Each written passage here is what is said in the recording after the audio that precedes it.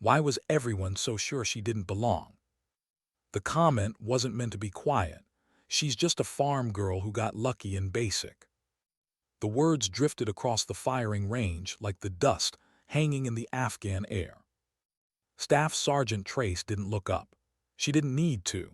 She could feel the smirk behind the voice, the folded arms, the easy certainty of men who'd already decided who she was. 30 meters ahead, a target shimmered in the heat. No one in the platoon had hit it in 3 days.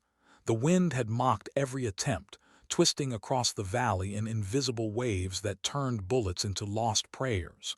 12 men stood behind her, waiting to watch her fail. The rifle in her hands was clean, new from the armory, not yet tested. She set her cheek against the stock, exhaled once and stared through the scope. The valley beyond the firebase was all haze and silence. Afghanistan looked empty from up here. Endless dust, broken, and the ghosts of people who'd learned to disappear before you even saw them. Her heartbeat slowed. One breath, then another. When she pulled the trigger, the sound didn't echo, it cut. A flat surgical crack. The target rocked once, center hit, dead middle. For a moment no one moved. Then a single voice, quiet, almost confused, said, "Holy shit." The air changed. Not with applause, not even acknowledgement. Just the kind of silence that comes when reality rearranges itself around something it didn't want to believe. That was the moment everything began. The silence that would rewrite how the Corps trained its best shooters. Trace was 28 when she arrived at Firebase Harper, a scattering of concrete and sandbags overlooking the valley. The place felt like the edge of the world, a cliff between civilization and chaos. She'd been sent as an augment, an extra rifle, to a Marine Scout sniper platoon that had already written off its mission as impossible. A high-value Taliban commander had been appearing at extreme range, just long enough to coordinate mortar fire on U.S. positions before vanishing into the mountains. 3 days, 12 attempts, 0 hits. The problem wasn't the shooters, it was the wind. The valley was a sniper's nightmare. Wind came from nowhere, shifted every few seconds, and turned predictable physics into guesswork. The Marines used their standard formulas, mil dots, range cards, weather data, but the rounds still drifted wide. Knew it too. He'd taunt them, standing exposed for just long enough to prove how safe he was. When arrived, she kept to herself. It wasn't humility. It was habit. Years of knowing that quiet got you further than arguments. The only sound she trusted was the click of a bolt and the whisper of wind across her cheek. That night in the briefing tent, Captain stood over a rough map laid across a folding table. The red lines drawn on it looked like scars. 15 Marines crowded inside, the air thick with dust and frustration. Sat in the back, silent. His voice was sharp, clipped, the kind of tone you used when you were out of options. "It's back on the ridge tomorrow. We've lost 2 Marines already. Higher command wants results." Gunnery Sergeant leaned forward. "Sir, call in air support. He's too far out for a clean shot in this wind." Another Marine muttered, "Or get closer. Reposition the hide site." Raised her hand. Her voice was calm, steady. "The wind can be read, you just have to stop relying on instruments." Heads turned. Eyes narrowed, the kind of look that measured and dismissed all in one glance. She continued, unfazed. "The terrain tells you what the gauges don't. Dust flow, heat shimmer, even sound. You can predict shifts before they happen." Smirked. "Sounds like superstition, Sergeant." Someone snorted from the back. "Maybe we should just send her out there with a slingshot." Captain didn't laugh, but he didn't stop them either. He just said, "Thanks for the input," and ended the meeting. Walked out into the night, the cool air scraping against her face. She didn't say anything. She didn't have to. The valley wind carried enough voices of its own. Back in her tent, she sat on her cot with her rifle across her knees, an M40A5, the same model she'd trained on at. She field stripped it without thinking. her hands moving by memory. It was something her grandfather used to do, cleaning his old Remington 700 on the kitchen table, the smell of oil mixing with coffee and radio static. Her grandfather had raised her on a ranch in eastern Montana. Wheat country, flat, open, merciless land that taught you patience or broke you trying. He taught her to read wind by watching the grass bend, to measure distance by fence posts, and to let her heartbeat become her metronome. By 16, she could hit a coyote at 800 yards with iron sights. By 19, she enlisted. They said she only joined because she had debts. That wasn't true. She joined because silence had become too loud. Her grandfather died the same year she signed the papers, left her the ranch and the debt. The recruiter in Billings saw her scores on the rifle range and fast-tracked her into infantry school. From there, she went straight for the Scout Sniper course. 3 women started that class. Only 1 graduated. The instructor said she could read the environment faster than anyone they'd ever seen. Her logbook was filled with first-round hits at distances that took others 3 tries to dial in. But what they didn't see was what drove her, the memory of her grandfather's voice saying, "Wind isn't your enemy. It's just air looking for a place to go. You find where it wants to be, that's where your bullet goes too." That voice stayed with her through Iraq. 43 confirmed engagements, each one written in silence. She didn't talk much, didn't drink with the boys, didn't try to fit in. She learned that being good wasn't enough, you had to be undeniable. But it never stopped feeling like starting from zero every time she walked into a new unit. A staff sergeant pulled her off Overwatch because a woman shouldn't be in a hide with 3 men for 72 hours. A corporal asked if she needed help carrying her rifle to the roof. She never argued. She just made her shots. Because the only language that mattered in her world was accuracy. The next morning, the radio cracked alive. Movement on the western ridge. Was already in the observation post, glassing the valley through her scope. Heat shimmered off the rocks. Then she saw him, a figure in dark robes, standing near boulders. 2 Marines were already in position, their rifles trained on him. She watched both fire. The first round struck dirt 2 meters left. The second disappeared into stone. Didn't even flinch. He stayed just long enough to taunt them, then melted back into the mountains. Back in the command tent, Captain's tone was hard. "One more chance," he said. "If we don't get him next time, this mission's pulled from us." Stepped forward. "Sir, I'll take the next shot."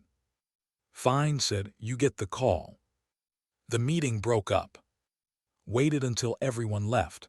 Then she approached the captain. "Sir," she said quietly, "I can make that shot." Stopped walking, looked at her. "What makes you so sure?" "Because I've been reading this valley since the day I got here. I know how it breathes." He studied her for a long time, weighing risk against belief. Finally he said, "If misses, you get 1 chance, 1. She nodded once. "That's all I need." That night the valley wind sang through the outpost wires.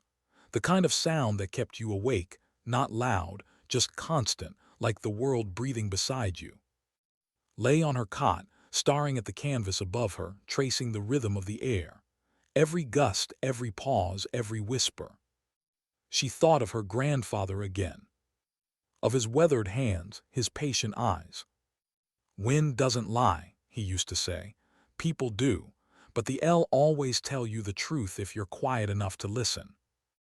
Outside, someone laughed near the mess tent. Inside, smiled faintly, the kind of smile that wasn't joy, just recognition. Tomorrow she'd get her chance. And if she missed, then at least the wind would know she'd listened. But there was something she hadn't told them, not yet. A secret that didn't live in any report, or medal, or logbook. Because every shot she ever took carried a name, not the target, but her own. A reminder of the promise she made at a graveside in Montana, years before she ever wore a uniform. Don't ever let them decide what you're worth. And tomorrow, in a valley halfway across the world, she was about to prove it again, one shot at a time. How do you stay calm when the whole valley is watching you fail before you even start? The morning broke hard, pale light pushing through dust, wind moving like water between The fire base woke to the sound of boots and metal, the same rhythm it always did, but there was something different in the air. Everyone felt it. A last chance kind of day.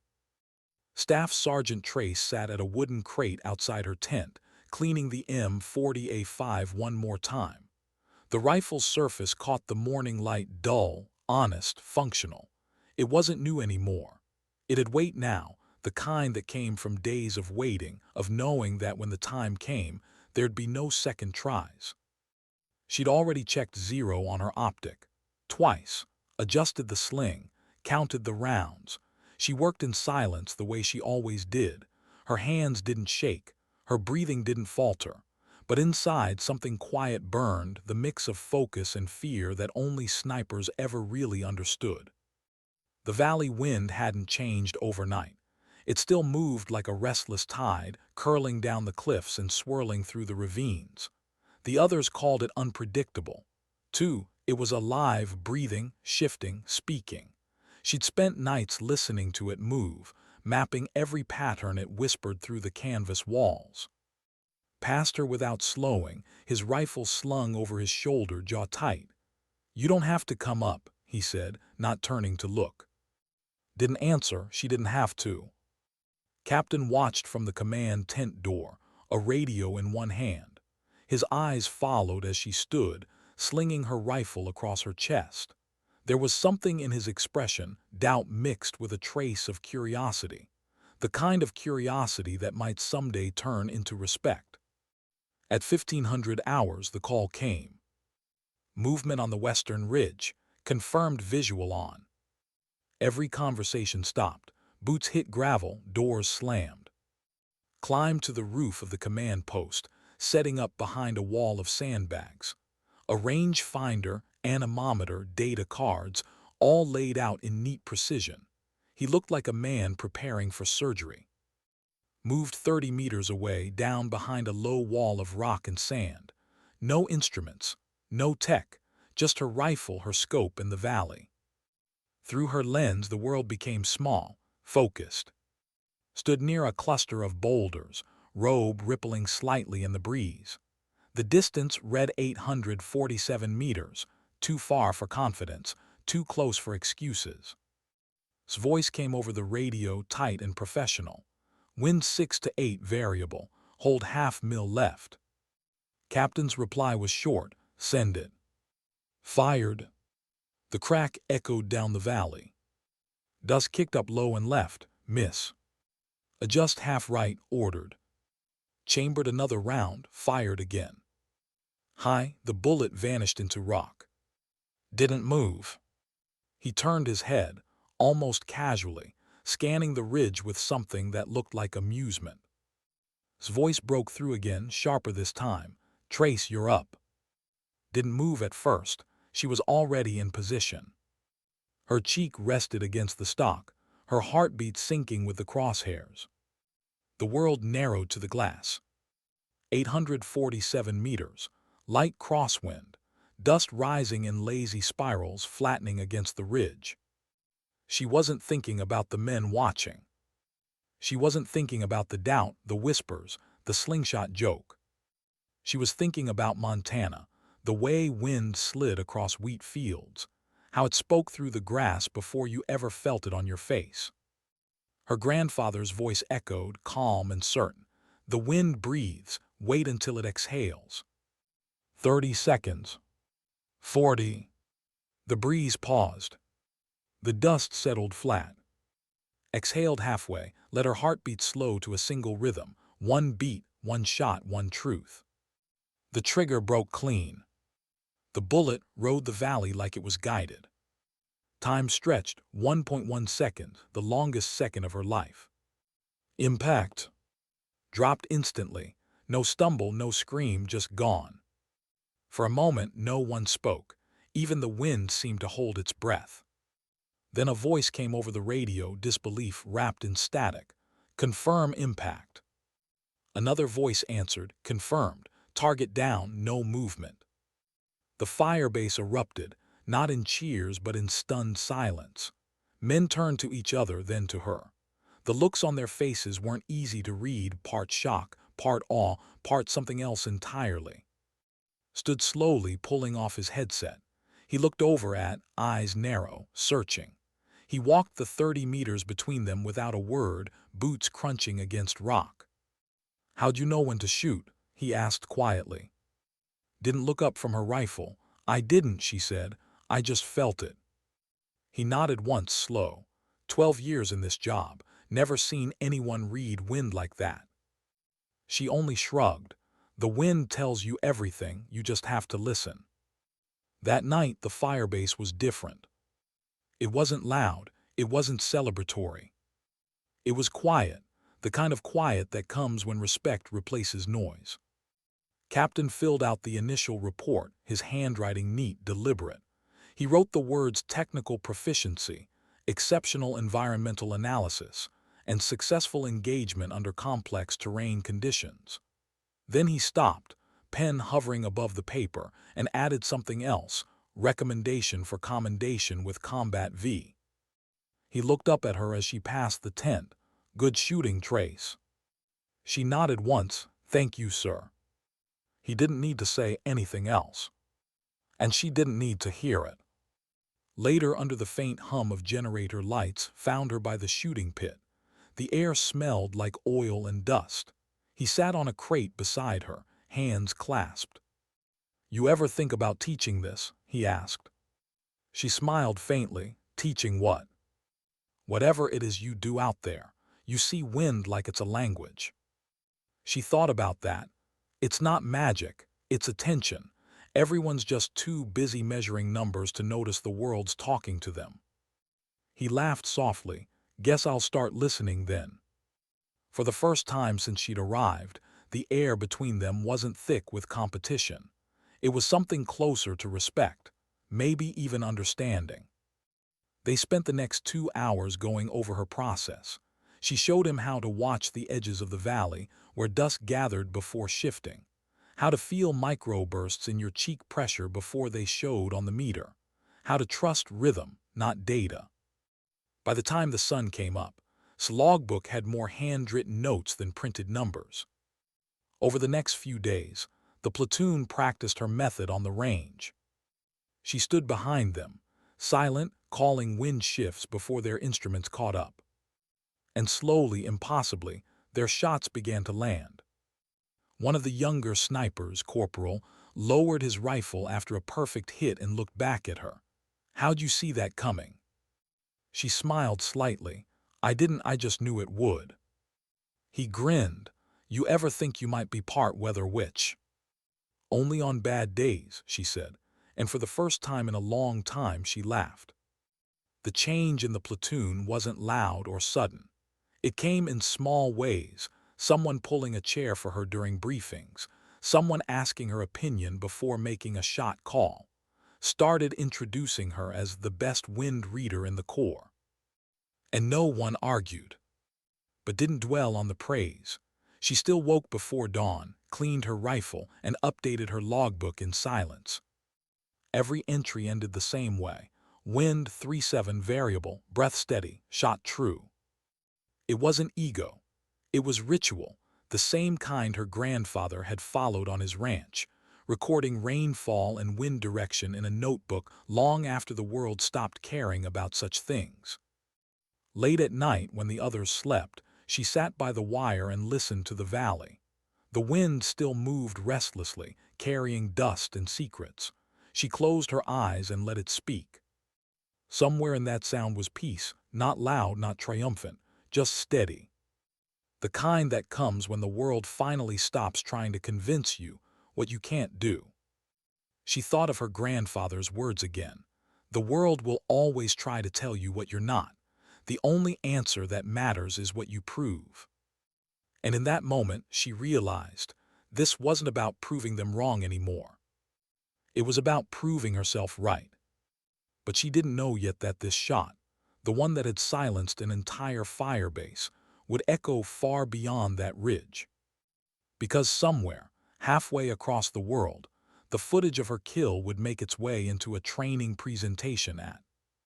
And in that room, a young instructor would pause the video and say, "Watch her hands. Watch the timing. That's not data. That's instinct. That's something we can't teach, but maybe we should try." What started as one shot in a forgotten valley was about to change how the Marines trained every sniper that came after her. But didn't care about that, not yet. She was still just a farm girl in the middle of a war, cleaning her rifle under a canvas roof, while the wind whispered stories only she could understand. And far below the ridge, in the quiet of a broken valley, the dust still moved. Soft, rhythmic, predictable if you knew how to listen. Sometimes dignity doesn't speak. It simply acts. How do you handle being respected by men who once doubted your very right to exist among them? 3 days had passed since the shot that silenced the valley. The base still felt different, though no one spoke about it. Respect in the Corps didn't come with applause. It came with silence, the kind that meant your name was finally safe to say without laughter. Staff Sergeant Trace could feel it in the air, in the way conversations paused when she walked by, not to mock her now, but to make room. In the way Captain asked her opinion first during briefings. In the way nodded instead of smirking. It was strange, this new quiet. It wasn't comfort, it was weight. They were listening to her now, yes. But in that listening came expectation, the unspoken demand to never miss again. She'd spent years fighting for a seat at the table. Now she had it. And somehow that felt heavier than being ignored. That morning the wind came from the west, steady, dry, clean. She liked mornings like this. Predictable wind meant clarity. You could plan around it. Life wasn't like that. She cleaned her rifle again, even though it didn't need it. There was something soothing about repetition, about making order from chaos with your hands. Her fingers moved over the metal like she was touching memory. When she lifted her gaze, was standing a few meters away, watching. "You always clean that thing like it's alive," he said. Smiled faintly. "That's because it is." He chuckled. "You know, putting your name up for a medal, Navy commendation with Combat V, it's about time someone got recognized for more than luck out here." "I didn't do it for that," she said quietly. "I know, that's why you'll get it." He walked off, and she watched him go, the sun burning against the valley rim. Recognition, medals, paper proof that someone noticed. She thought it would feel like validation. Instead, it just felt empty.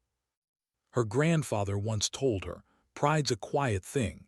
If it gets loud, it turns into something else." By evening, a new report came in. Second in command had taken over, and the pattern of enemy movement was changing.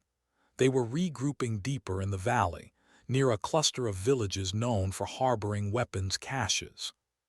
Captain called for a recon element, 2 snipers, 1 spotter, to move out and establish an observation post overlooking the area.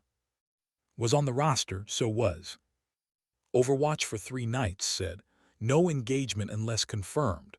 I want eyes, not bodies." Nodded. That was fine with her.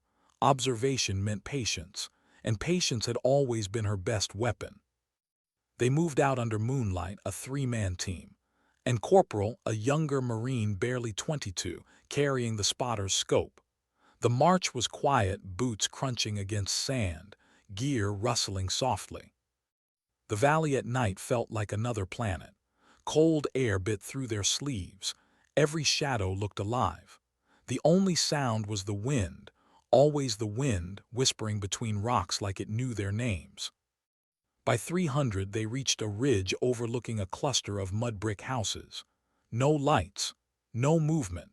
They set up in silence, rifles nested into sandbags, optics calibrated, fields of fire marked in the dirt.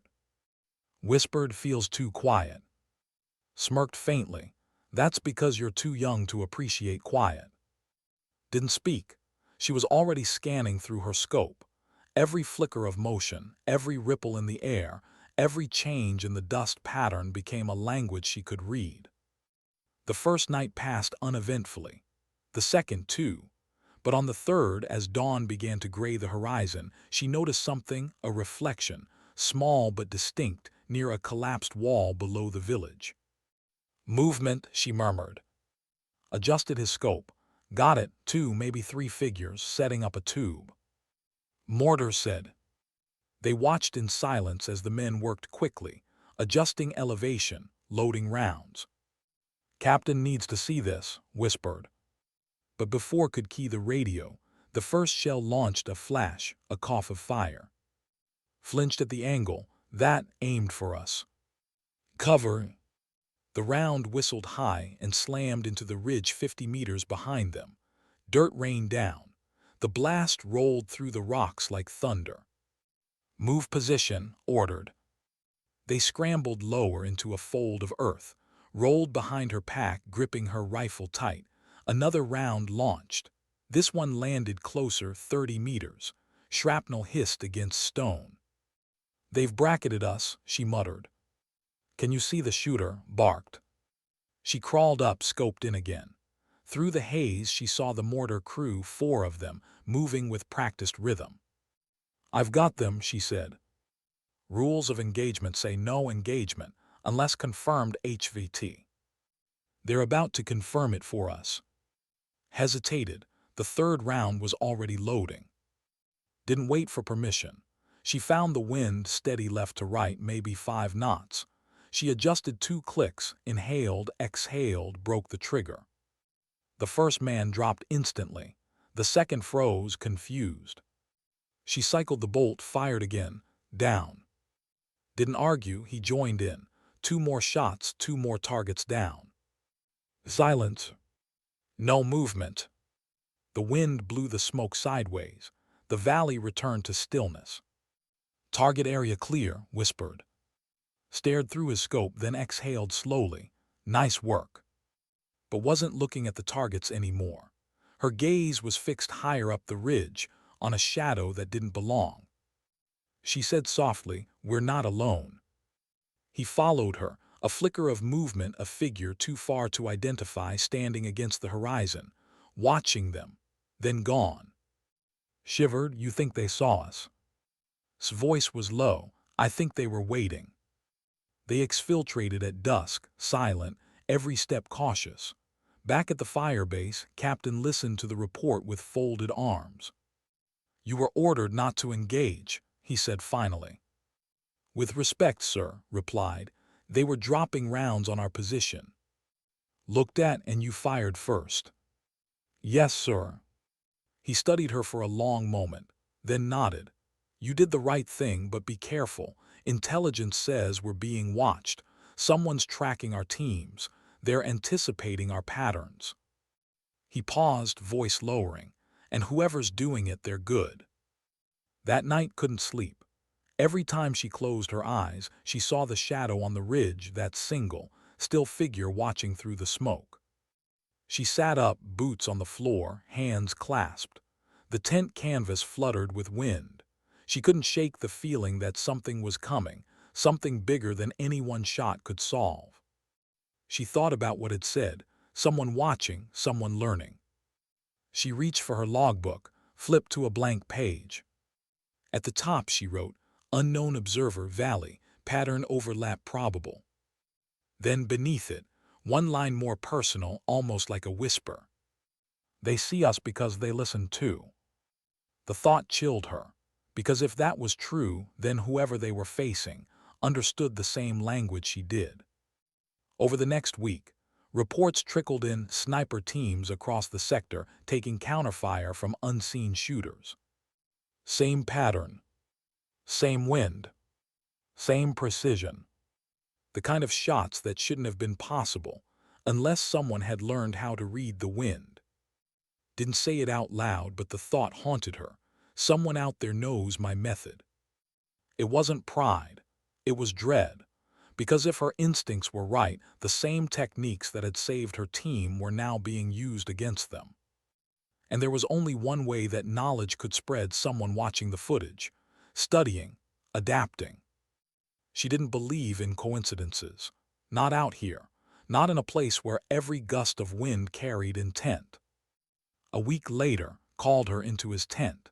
The look on his face told her everything before he even spoke.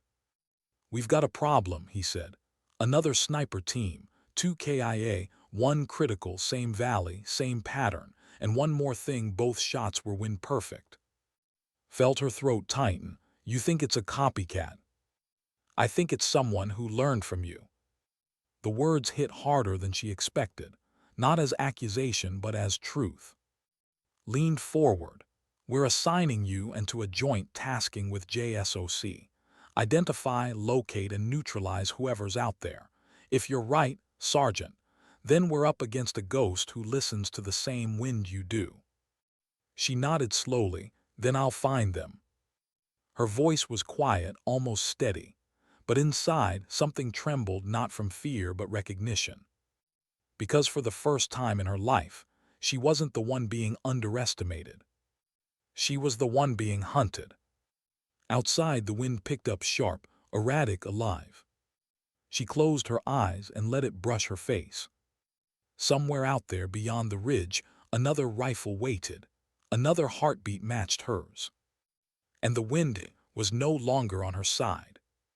What happens when the only person who truly understands you is the one trying to kill you? The wind was back, restless, uneven, full of whispers that never seemed to stop. The valley felt alive again, but this time it wasn't welcoming. It was listening. Staff Sergeant Trace sat inside the JSOC briefing tent, the hum of generators faint behind the words of a new commanding officer, Major. His tone was precise, sharp-edged, the kind that came from too many missions and not enough rest. "Intelligence confirms an enemy sniper operating inside the AO," he said. "3 confirmed kills. Patterns suggest advanced training, range estimation, wind correction, and shot discipline that's, frankly, unnatural for local insurgent capability." He looked up, scanning the room until his eyes met. "You and Gunnery Sergeant will deploy forward with our recon team. Objective is to identify, locate, and neutralize this shooter." Didn't blink. "Rules of engagement. PID confirmed, you take the shot.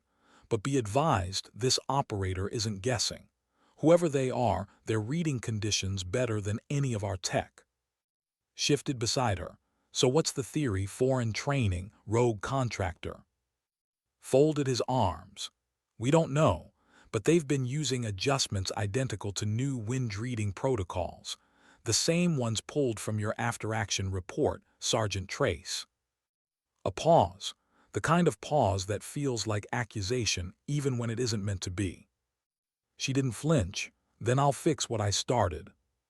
They moved out at dawn, a 2-vehicle convoy rolling down from the firebase into the valley's heart. Dust rose behind the Humvees like ghosts refusing to settle. Rode in the back, helmet chin strapped loose, eyes fixed on the horizon. Sat opposite her, cleaning the glass on his spotting scope. Between them, silence, not tension, just understanding. The kind shared by people who had seen too much to waste words. After 2 hours, they reached a ridge overlooking a cluster of dry riverbeds. JSOC recon teams had set up below hidden cameras, motion sensors, tripwires of technology stretched thin across the earth. Preferred dirt and wind. The machines always felt disconnected. They didn't breathe. Major joined them on the ridge, crouched beside the map spread over the sand. "We've got 3 possible hide sites along this ridge," he said. "You 2 pick your ground. I want eyes on this sector by nightfall." Studied the map. The northern saddle, it's higher. Wind channels narrow, good visibility without exposure.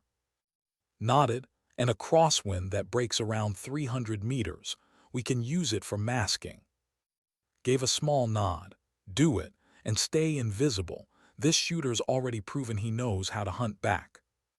By dusk, they were in position, prone on the slope, rifles nested in the earth. The valley stretched wide before them, painted in the dying light. Watched through her scope, scanning, watching for movement. Every flicker, every spark of glass could be death. Hours passed, the desert turned cold. Whispered, "You think they're watching us right now." She didn't look away from her scope. If they're good, they're already watching where we'll be, not where we are.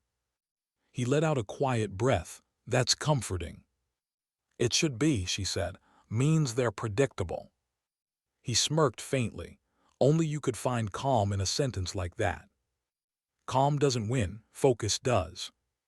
The night deepened. Coyotes cried somewhere far off. The wind shifted again, slower now, steady, a lull between tempests. Then, just after 200, froze. Glint, 1 o'clock, upper ridge. She shifted her scope, caught it. A flicker of light, small, deliberate, vanishing almost instantly. Range. 1,100 meters. Pulse slowed, not quickened. She exhaled, feeling the wind on her cheek. It came steady from the west, maybe 7 knots. The perfect kind for a decoy shot. Don't engage, she whispered. They want us to react. Hesitated. How do you know? Because that's what I do. A moment passed. The glint returned, lower now, closer to the tree line.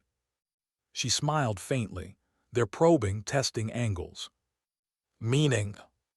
They're hunting by patience. The first round came without warning.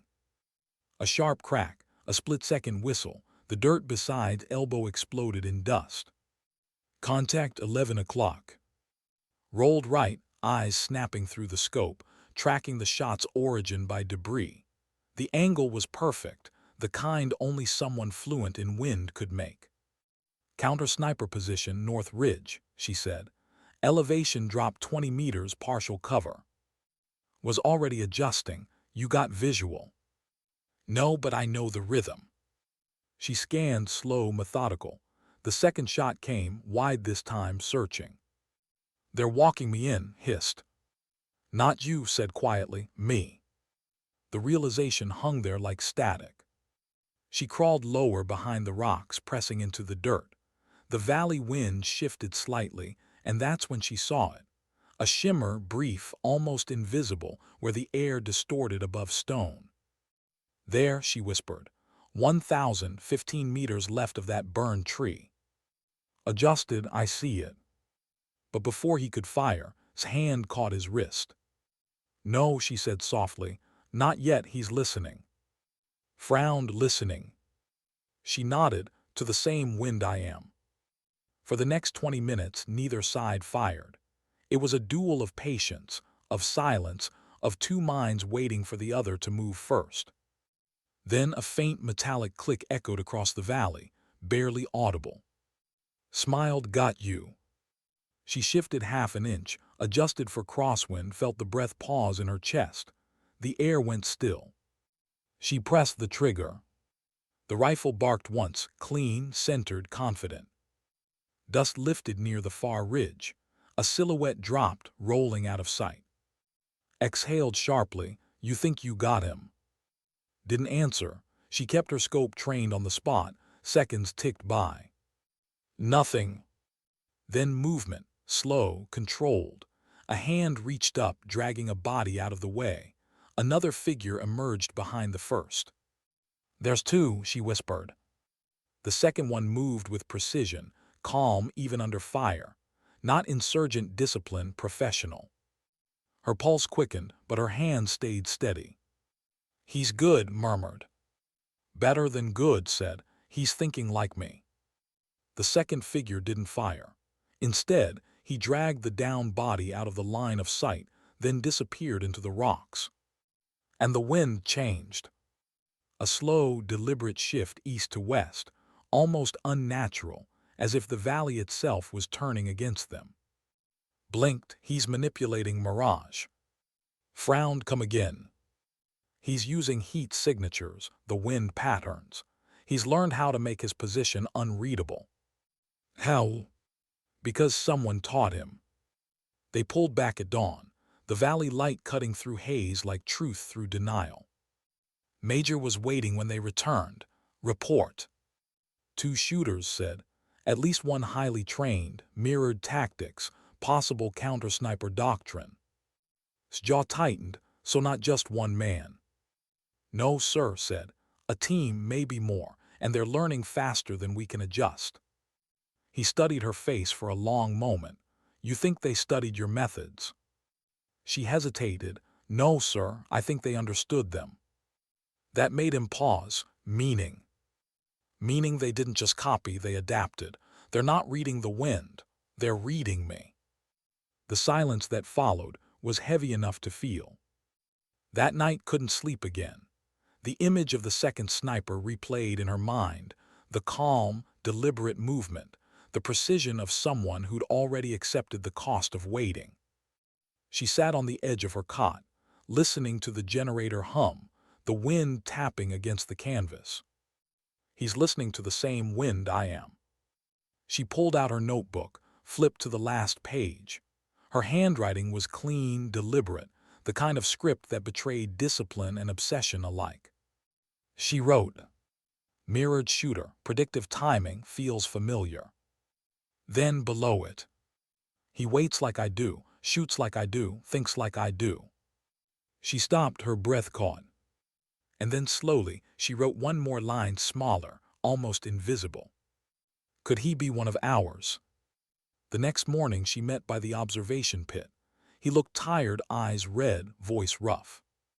"You didn't sleep either," he said. "No.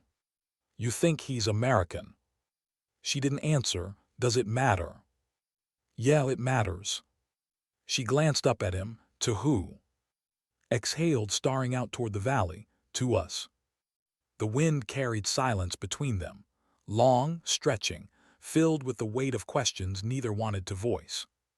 Finally said, "If he is one of ours, we'll find out soon enough." "And if he's not?" She looked back toward the horizon, where dust shimmered like smoke over distant ridges. "Then I'll have to learn how to outshoot myself."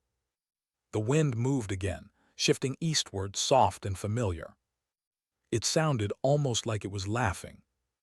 And somewhere beyond that sound, across a valley drawn in blood and silence, another rifle waited, its scope already searching for her. How do you fight an enemy who might share your own heartbeat? The morning light felt colder than usual, pale and colorless, like the valley had bled out all its warmth. Dust floated across in thin, tired ribbons. The outpost was quieter now, fewer jokes, fewer voices. Soldiers spoke softer, moved slower. Everyone had felt it since the encounter on the ridge, the knowledge that they were being watched by someone who wasn't supposed to exist. Staff Sergeant Trace stood near the firing pit, mug of bitter coffee in hand, watching the horizon. She didn't drink it. She just held it, the heat grounding her. The air carried a faint metallic taste, like the world had been scraped raw. Joined her, hands in his pockets, eyes red from another sleepless night. You ever get the feeling the valley, waiting for something? She didn't look at him. It always is. He smirked faintly. You sound like you're talking about a person. I am. They stood in silence for a while, the kind of silence that says more than words ever could. Then the radio crackled. Recon Team Charlie recovered a casing near the engagement site, a voice said, tagging it now. Turned, what caliber? 7.62 by 51. Match grade, same type we use. She and exchanged a look. Neither spoke, they didn't have to. An hour later, the casing sat on a steel table in the command tent, glinting dull gold under a bare bulb.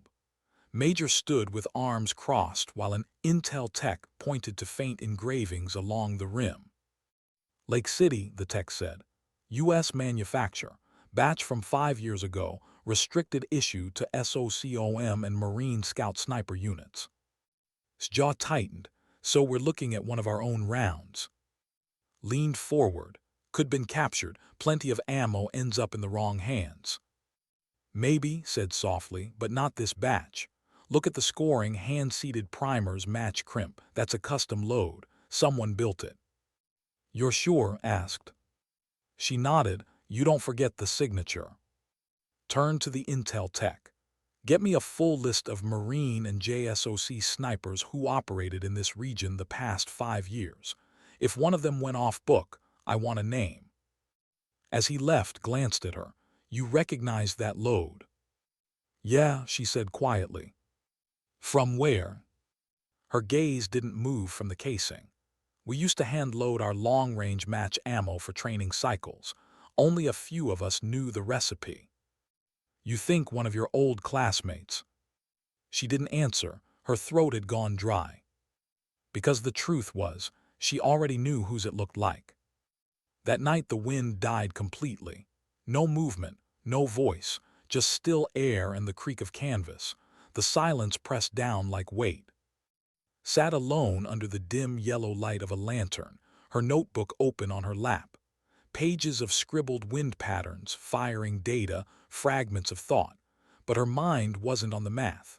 It was on a face she hadn't seen in almost 10 years. Daniel.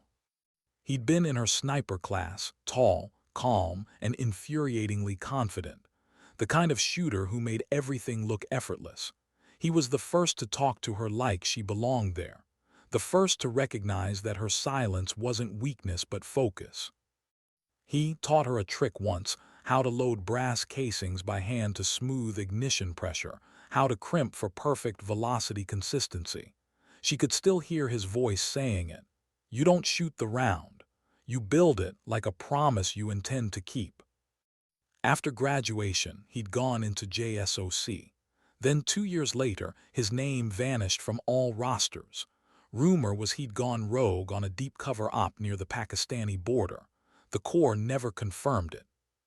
And now, that same ammo signature was lying on her commanding officer's desk. She flipped open her notebook, running her thumb over the edge of a page, and wrote, Possible ID, D-shot pattern matches, wind rhythm identical. Then, after a long pause, If it's him, why is he shooting at us? The following morning found her by the vehicle bay, strapping on her gear. You're going out. Back to the ridge, she said. If it's him, I'll know by the way he shoots. He frowned. That's not a one-woman job. I'm not asking for permission. He sighed, grabbing his pack.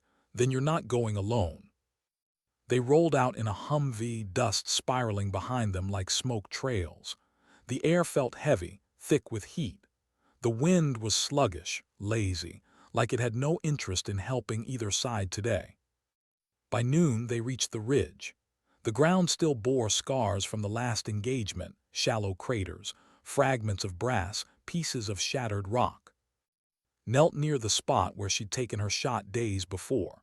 She ran her hand along the dirt, feeling for vibration, listening for the faint hum of the valley. Crouched beside her, you think he's watching again. He's always watching. She scanned the horizon through her scope, methodical, precise. Nothing, just shimmering heat. Then she saw it. A single round casing placed on a rock 50 meters out, balanced upright, deliberate. A message. Followed her gaze. You seeing what I'm seeing? She nodded. He's taunting us. She approached slowly, rifle slung low, boots crunching in the dirt. The casing glinted in the sunlight, same make, same custom load. But this one was etched, a small engraving scratched into the brass with a knife tip, just 3 words. You taught me. Her breath caught. Whispered, Jesus, who the hell is this guy? She stared at the words until her vision blurred. Someone I used to know. That night sat outside her tent, staring into the dark. She hadn't spoken much since finding the casing. The others gave her space. Even kept his distance, sitting a few yards away, cleaning his rifle in silence. The sky above them was clear, too clear. The stars felt close enough to hear. Finally broke the quiet. You ever wonder if people like us forget how to live normal? She looked over. What's normal? He shrugged, not waking up thinking about wind drift. She smiled faintly. No, we just get good at pretending. He nodded. You think it's him, don't you, the shooter? Her silence was answer enough. Then what happens if it is? She looked down at her hands, fingers rough, steady. Then I end it. By killing him.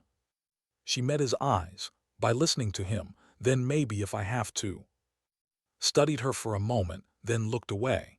You ever think you two might be more alike than you want to admit? She didn't answer, because he was right and she hated that he was. The next morning, intelligence intercepted a transmission, a faint radio signal on an encrypted channel used by coalition forces years ago. The voice was male, American, steady. The message short. Tell the Windreader I'll be waiting where it all started. Captain found near the range and handed her the transcript. You know what this means? Yes, sir, she said softly. It means he's inviting me. Where? She pointed to the map, a small outcrop on the far side of the valley. The old British observation tower. We trained there during my first deployment. Stared at her. You think it's a trap? She smiled faintly. Of course it is, but I need to go. Not alone. Then send, but I have to be there. If it's, he won't talk to anyone else. By sundown, the plan was in motion. 2 Overwatch teams in reserve, 1 drone circling high, and moved on foot, silent and deliberate, as the last light faded into gold. The wind had returned, soft, alive, whispering between stones. It felt almost nostalgic. When they reached the tower ruins, the world seemed to hold its breath. The stone walls still stood, half collapsed, sand covering the old firing line. Stepped forward, rifle at low ready. She called.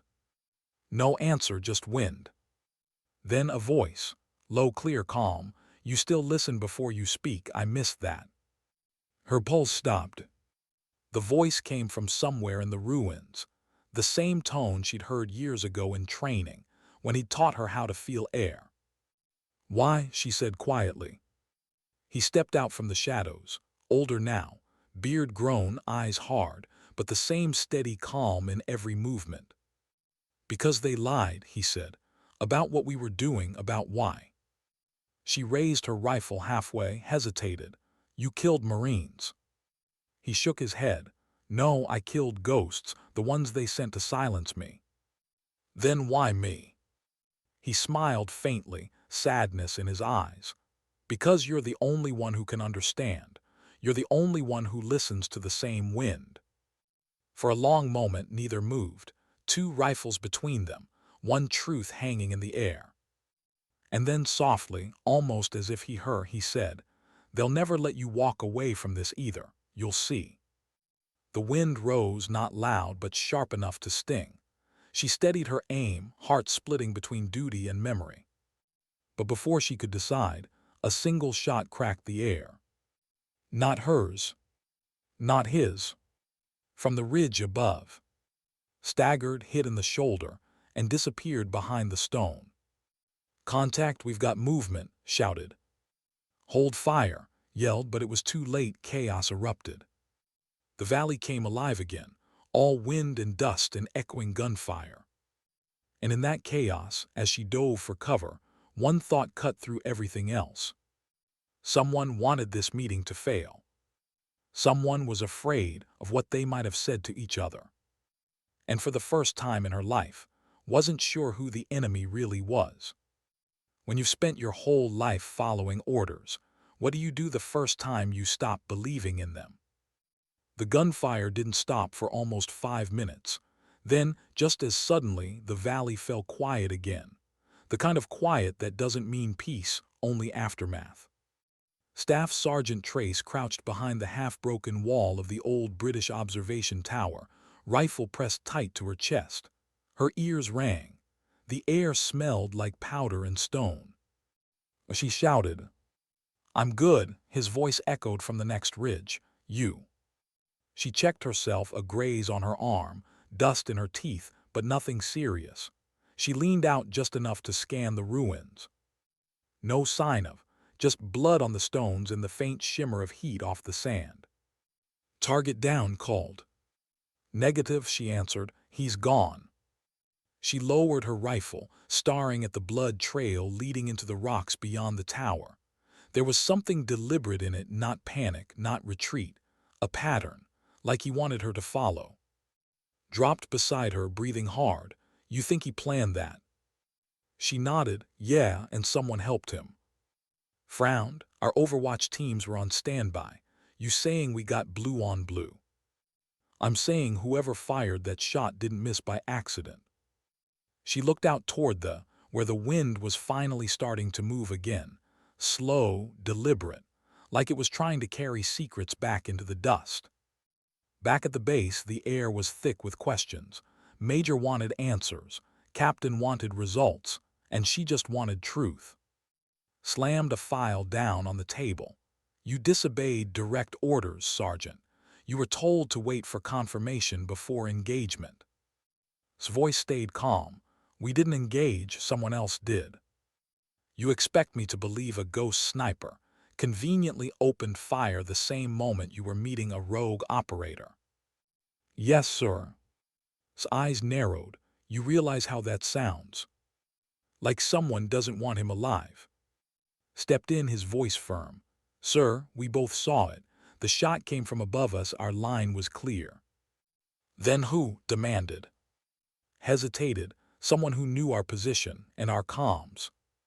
Exhaled, rubbing a hand across his face. You're saying this was an inside job. I'm saying the only people who knew about that meeting were sitting in this tent. The silence that followed was colder than the wind outside. That night couldn't eat, couldn't sleep, couldn't stop hearing his voice. They'll never let you walk away from this either. She sat on her cot, rifle across her knees, staring at the oil-stained floor. The generator hum outside sounded like a heartbeat. Entered quietly, holding 2 mugs of coffee. He handed her one, then sat across from her. You've been staring at that floor for 2 hours, trying to see if the truth's hiding in it. He smirked faintly. Any luck? She shook her head. I keep thinking about what he said, about being lied to, about why he turned. Maybe he's just crazy. Happens to people who stay out too long. She looked up at him. Or maybe he saw something he wasn't supposed to. Sighed. You think he's right about command? I don't know, she said, but I know someone wanted him silenced bad enough to shoot through our op. He leaned back, rubbing his temples. You know what happens if you start asking the wrong questions, right? She smiled without humor. Yeah, they start giving you answers you didn't ask for. The next morning, she requested access to mission logs, specifically, the last 3 operations that had gone dark in the AO. The intel officer, a young lieutenant who looked barely old enough to shave, hesitated. Those files are flagged, Staff Sergeant. By who? Major. She stared at him. And where's the major right now? He swallowed. Kandahar flew out last night. Without a debrief. Yes, ma'am. She nodded slowly. Thank you, Lieutenant. When she walked out of the comms tent, was waiting. You got that look again. What look? The one right before you do something career-ending. She glanced at him. You in or out? He sighed. You already know the answer. They left the base before dawn, saying they were checking wind calibration equipment on the lower ridges. Nobody questioned it. 2 snipers taking gear out wasn't unusual. But wasn't headed to the ridge. She was following the blood trail the one had left behind. It led them down through the valley floor, past ruined walls and dry riverbeds, into an area marked off-limits on their maps. Old caves, long abandoned, or so command said. By mid-morning, the sun was brutal. Sweat streaked her face, her gear heavy against her shoulders. She stopped beside a rock face pitted with holes. Something about the pattern looked unnatural. Crouched beside her, you see something.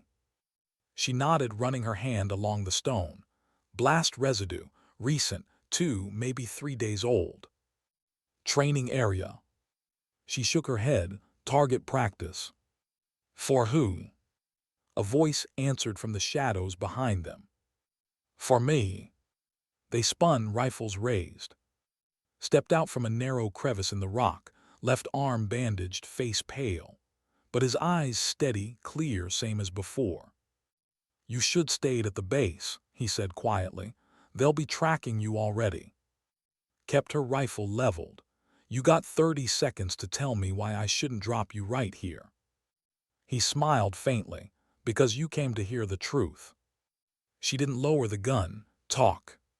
He nodded toward the cave, inside. They followed him in, narrow, cold, lit by dim lantern light. The walls were lined with crates, not old Soviet surplus, but American, stamped property of U.S. Department of Defense. His voice cracked the silence. "Jesus Christ." Looked back at them. They've been moving these shipments through civilian contractors, selling arms to local militias to maintain instability. It's not chaos, it's control, the kind they can profit from. "You're saying the Corps is behind this." "I'm saying the people who fund it are. The Corps is just a pawn." She shook her head. "That's conspiracy crap." Stepped closer. "You think I wanted to believe it either. I found this cache during an Overwatch mission, reported it. Next day, my team was wiped out in a friendly fire strike." Her throat tightened. "And you survived." He nodded. "They left me for dead, so I started listening to calm chatter, to contracts, to whispers. And you know what I found? Every op we lost here, every Marine buried in this dirt was by design, to keep this valley burning." Looked sick. "That's impossible." Stared at him. "Then why do you think they keep sending us here? Because we're winning." Wanted to argue, wanted to dismiss it as paranoia. But then she remembered the off-limits map zones, the classified mission logs, sudden flight, and the shot from above. Her voice cracked. "So what do you want from me?" His eyes softened. "To tell the truth, you've earned their trust, you're still inside the system, you can expose it." "I'm a sniper," she said, "not a—" He smiled sadly. "We're both the same thing, we see what others refuse to." Before she could answer, a distant sound echoed from outside, the low whine of rotors. "Hellos." His face went hard. "They found us." "Run?" asked. Shook his head. "No time, there's a back exit, go." "What about you?" asked. He looked at her, that same quiet, calm expression he'd worn the day she first met him. "They already think I'm dead. Might as well make it true." She wanted to argue, but his tone left no space. He pressed a small data drive into her palm. "Proof," he said. "If you make it out, you'll know what to do." Then he turned and walked deeper into the cave, rifle in hand. Grabbed her shoulder. "We have to move." She hesitated, staring into the darkness after, a silhouette swallowed by shadow. Then she nodded and followed through the back tunnel. The ground shook as the first rocket struck. They didn't stop running until the valley was a blur of dust and smoke behind them. From the ridge, she turned to look back, flames blooming from the cave mouth, black smoke rising like a signal that would never be answered. Doubled over, coughing. "Jesus, they hit it fast." She didn't speak. She just stared, hands still closed around the data drive. When she finally opened it, the metal was warm against her palm. Inside her head, she heard his voice again. "They'll never let you walk away from this either." She looked out across the valley, the same valley she'd once read like scripture. The same wind that had once been her ally now felt cold, judgmental. She whispered to it, almost pleading, "What do I do now?" The wind didn't answer. It just kept moving, like it always had, carrying truth and lies together, indistinguishable in the dust. That night back at the base, sat in her cot staring at the drive. She didn't plug it in. She didn't have to. Because deep down, she already knew what she'd find. And she knew what it would cost her to tell anyone else. How do you stay loyal to something that no longer feels loyal to you? The fire still burned in the valley when the radio crackled back to life. Voices from command, clipped, calm, procedural. They were already rewriting the story before the smoke even settled. Enemy compound destroyed. No friendly casualties. Operation concluded. No mention of the cave, no mention of. Staff Sergeant Trace stood on the ridge, headset pressed against her ear, the wind pulling at her gear. She listened as they turned a massacre into a mission accomplished. Stood beside her, face drawn, voice low. "You hearing this?" She nodded. "They're burying it." He spat into the dirt. "Figures." She reached into her vest pocket, feeling the small weight of the data drive. It felt heavier than any rifle she'd ever carried. "Now what?" he asked. "Now," she said quietly, "we find out what's on this thing." Back at Firebase Harper, she didn't sleep. She waited until the generators drowned out most of the base noise, then slipped into the comms hut. The techs had gone for the night. The screens glowed faintly blue in the dark. She connected the drive to a secured terminal and waited. The screen blinked. Then folders appeared, hundreds of them. Contracts, manifests, after-action reports stamped classified, internal use only. She opened one, then another. Dates, coordinates, and names she recognized. Mission records she'd been on. And next to each, a second column labeled secondary objective. Under that, asset relocation, controlled loss, market adjustment. She felt her stomach drop. It wasn't random chaos. Every firefight, every failed op orchestrated. The market adjustment referred to weapons flow, not battlefield outcomes. Someone had been engineering the war itself. And they had been the tools. She backed away from the screen, breathing hard. For the first time in years, her hands shook. Entered quietly, rifle slung over his shoulder. "You found something." She turned the screen toward him. His face went pale. "Jesus Christ." "Was right," she whispered. "They've been selling the war like a product." He rubbed his face, disbelief turning into anger. "So what? We're just collateral in someone's paycheck." She didn't answer, because deep down she already knew the answer. The door burst open. 2 MPs stood in the frame, weapons raised. "Step away from the terminal." Moved instinctively, rifle half raised, but caught his arm. "Don't," she hissed. They were outnumbered, and this was no misunderstanding. Someone had tipped them off. The lead MP's voice was steady, rehearsed. "Staff Sergeant Trace, you are being detained for breach of classified systems and unauthorized data access." Stepped forward. "You gotta be kidding me," she's uncovering. "Stand down, gunnery sergeant." Raised her hands. "I'll go quietly." The MP nodded. "Good choice." They cuffed her wrists, rough but not brutal, and escorted her outside. Called after her, "I'll fix this." She didn't turn around. "Don't," she said softly. "They'll come for you next."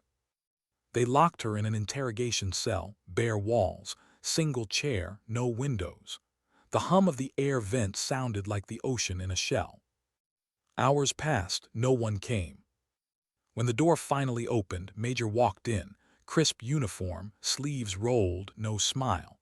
He set a folder on the table and sat down opposite her. "Do you know what you've done?" he asked. She met his gaze. "I think I've finally figured it out." He opened the folder. Inside were photographs, grainy, blurred satellite images of the cave. "You were found leaving a restricted sector. You disobeyed orders. You collaborated with a fugitive." "His name was Daniel," she said. "He was a Marine."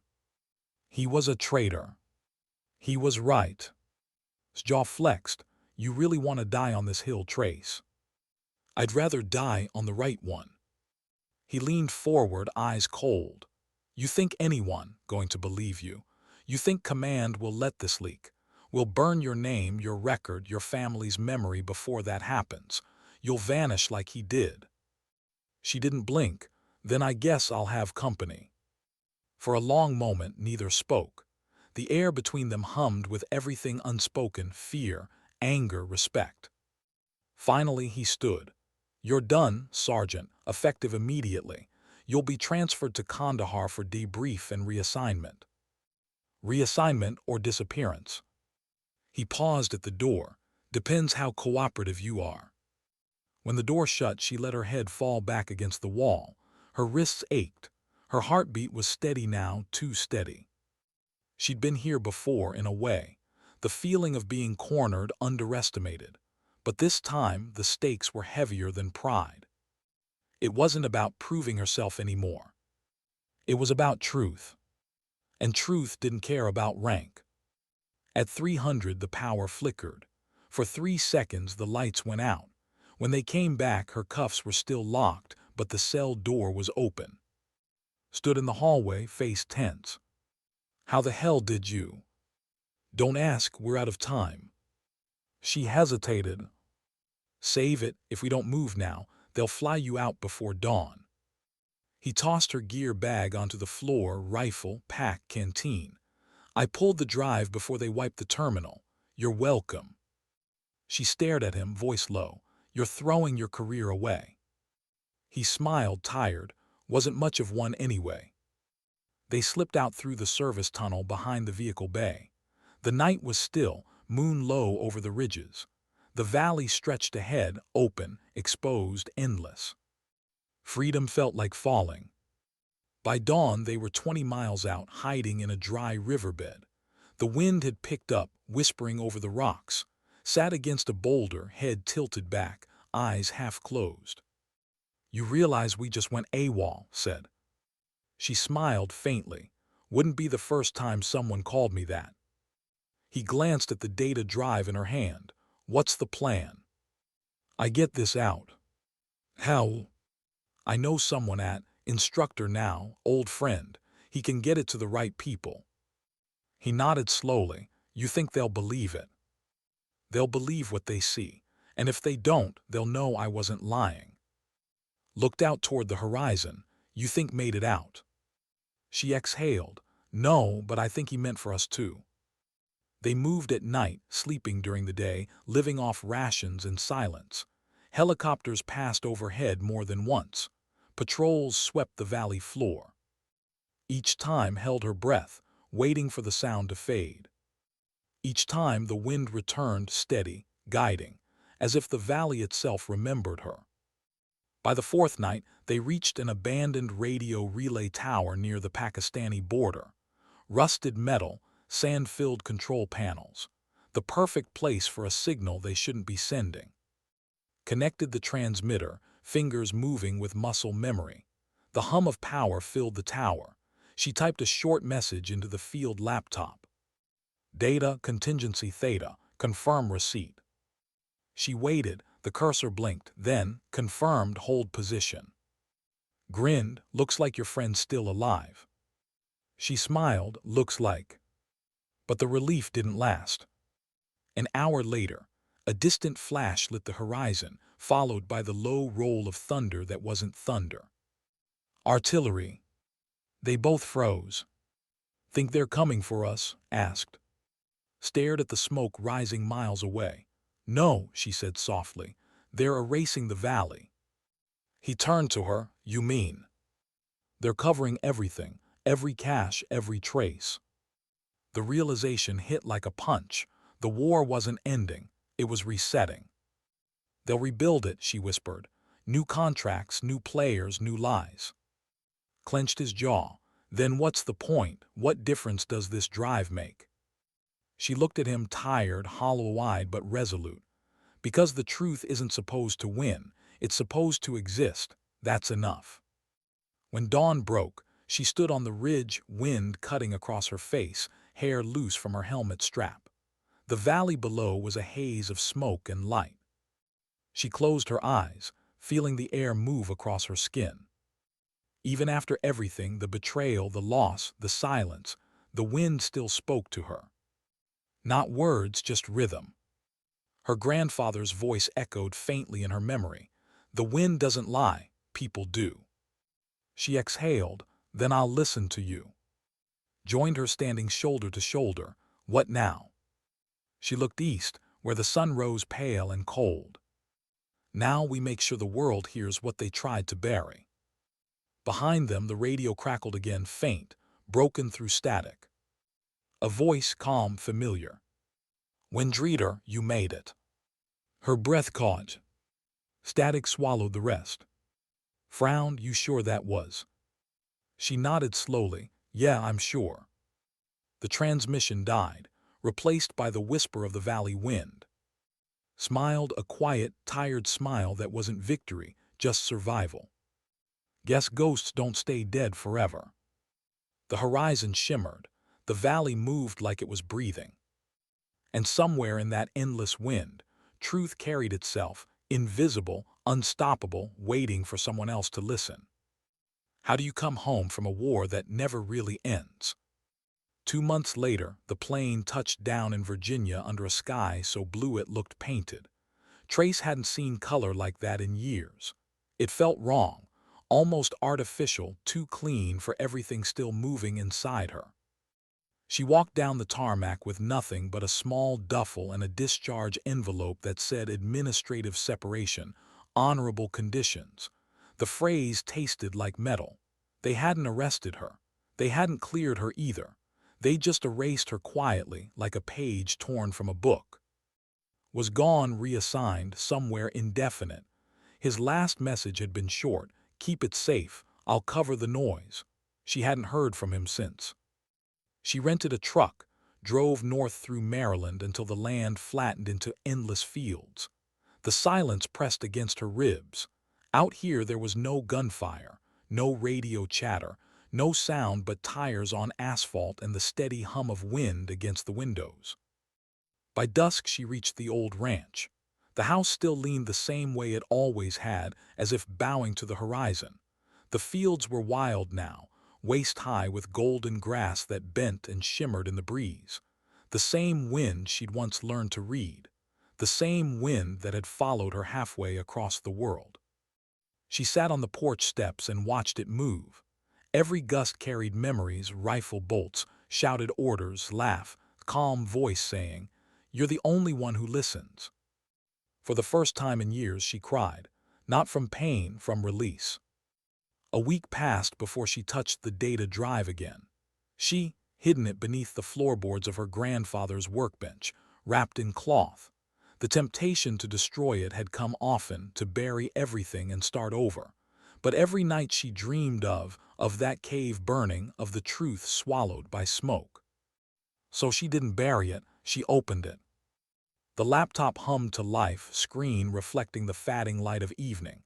The same files appeared, the same contracts, the same evidence.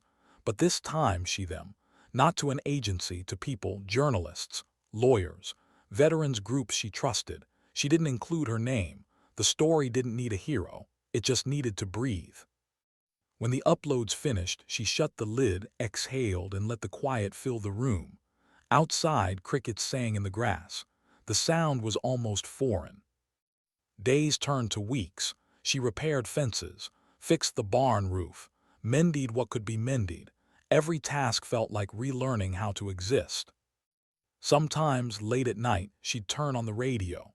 The news began whispering about a leak, classified documents exposing illegal weapons contracts, corruption reports, officials everything. Analysts speculated. And somewhere between the noise, she heard a single line that made her stop breathing.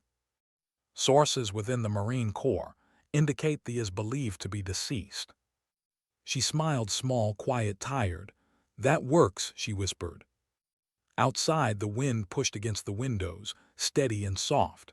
It almost sounded like approval. Winter came early that year. Snow dusted the fields, the kind that doesn't fall so much as drift. The world felt hushed. At night, when the temperature dropped below freezing, the air carried the same sharp edge as the Afghan ridges. She woke sometimes thinking she heard distant rotors, distant gunfire, his voice calling her wind reader. Then the furnace would click on, and the sound would fade, replaced by the crack of the stove and the sigh of wind under the door. One morning she found an envelope nailed to her gatepost, no return address, no postage. Inside, a single sheet of paper. Transmission received, truth safe, confirmed MIA presumed alive, thank you for listening. No signature. She stood in the snow for a long time, paper trembling in her hands, eyes burning with something that wasn't exactly joy. Hope, maybe, or forgiveness, for herself, for all of it.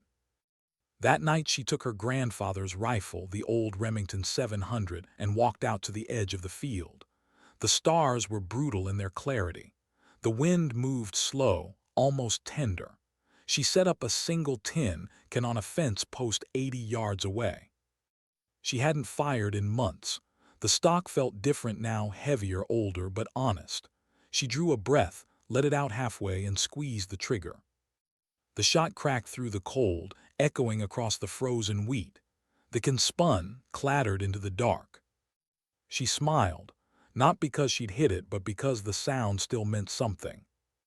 Then she whispered into the silence, one shot at a time. The wind answered by moving through the grass in slow waves, whispering back the way it used to when she was 16, and believed the world could still be simple. Weeks later, a reporter's voice filled the evening news. The Defense Department has launched an internal investigation following leaked documents alleging mismanagement of weapons contracts in Afghanistan. Multiple high-ranking officials have resigned. The source of the leak remains unknown.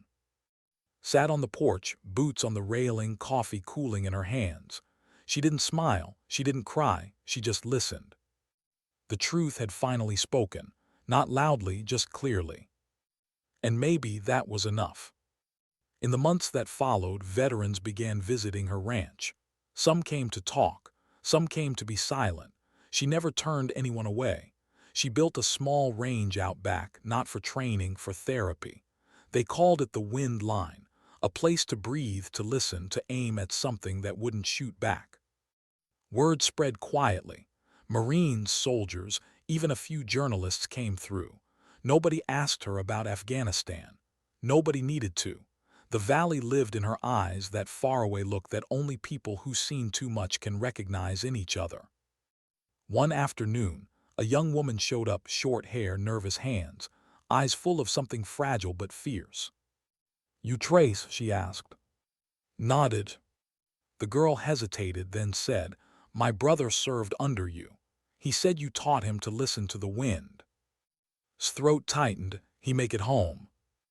The girl smiled faintly. "Yeah, says you saved his life." Looked out across the field. The wind was moving again, bending the grass just enough to see direction. "Tell him he saved his own," she said softly. That night she sat by the porch light with her notebook, the same one she'd carried through 3 wars. Most of the pages were full now, the ink faded, smudged by weather and time. She turned to the last blank page and wrote slowly, deliberately. The wind doesn't choose sides. It only reveals who's still standing when the noise stops. She closed the book and set it beside her rifle. Then she looked up at the stars, each one sharp as glass, and thought of everyone who'd ever tried to do the right thing in a world built to hide it. Somewhere far away, maybe was still alive, another ghost moving with the wind. Maybe he'd hear it too. She lifted her face to the breeze and whispered, "I kept listening." The air moved through the wheat like an answer. Dawn came quiet and colorless. The sky lightened from steel to silver. She brewed coffee, stepped outside, and felt the wind on her skin, clean, alive, unjudging. Every scar, every loss, every truth carried inside her seemed to dissolve into that single movement of air. It wasn't peace, not really. It was acceptance. She watched the first rays of sunlight cut through the frost, touching the grass with gold. For a moment, the entire field shimmered, like the world itself was holding its breath. Then she whispered, "For you, Grandpa, for all of them." She lifted the mug in a small salute toward the horizon. The wind answered again, a low rush, soft and certain, wrapping around her like a promise. And in that sound, she heard everything she'd ever needed to know. That dignity doesn't demand applause. That truth doesn't scream to be believed. That sometimes the quietest voices carry the furthest. She closed her eyes and listened one last time. The wind moved through the grass, patient and endless, whispering through every corner of the earth. And for the first time since the war began, she let herself believe it. Sometimes dignity doesn't speak. It simply acts.